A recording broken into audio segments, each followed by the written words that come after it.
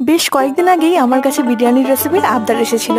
তো চলো আজকে খুব সহজ উপায়ে বানাবো চিকেন বিরিয়ানি। প্রথমে চিকেনের মধ্যে টক দই, আদা রসুনের পেস্ট ও সমস্ত গুঁড়ো মশলা দিয়ে মাখিয়ে 1 থেকে 2 ঘন্টার জন্য ম্যারিনেট হতে দেবো। এবার কড়াইতে তেল গরম করে পেঁয়াজ কুচি দিয়ে এটাকে বেরেস্তা বানিয়ে নেব। তারপর বিরিয়ানির জন্য আলুটার মধ্যে একটু হলুদ মাখিয়ে লাল লাল করে ভেজে তুলে নেব। ওই তেলের মধ্যে গোটা গরম মশলা, তেজপাতা ফোড়ন দিয়ে দেবো এক এক করে চিকেনগুলোকে। চিকেনটাকে একটু কষিয়ে নিয়ে ভেজে রাখা আলু দিয়ে সিদ্ধ করে নেব। আলুটা যখন ভালোভাবে সিদ্ধ হয়ে যাবে তখন চিকেন থেকে আলুটাকে তুলে একটু সাইড করে নেব। আর চিকেনের মধ্যে দিয়ে দেবো আগে থেকে বানানো একটু বেরেস্তা আর দিয়ে দেবো একটু গরম মশলার গুঁড়ো। চিকেনটা তো তৈরি হয়ে গেছে, এবার বিরিয়ানির জন্য রাইসটাকে তৈরি করব। জলের মধ্যে নুন, তেজপাতা, গোটা গরম মশলা আর ঘি দিয়ে রাইসটাকে তৈরি করে নেব। যে পাত্রের মধ্যে বিরিয়ানিটা বসাবো তার মধ্যে দিয়ে দেবো এক এক করে চিকেন, আলু, বিরিয়ানির মশলা, বেরেস্তা, দুধ আর দিয়ে দেবো কেশর গোলা দুধটা আর দিয়ে দেবো বিরিয়ানির রাইস আর আবারও সমস্ত মশলা দিয়ে সাজিয়ে নিয়ে ওপর থেকে একটু ঘি আর লেবুর রস দিয়ে দেবো। এটাকে 15 থেকে 20 মিনিটের জন্য দম দিয়ে নিলেই তৈরি হয়ে যাবে আমাদের দারুণ স্বাদের চিকেন বিরিয়ানি। আর এই রেসিপির ফুল ভিডিওটাও আজকে দিয়ে দেবো, চাইলে দেখে নিতে পারো। টাটা।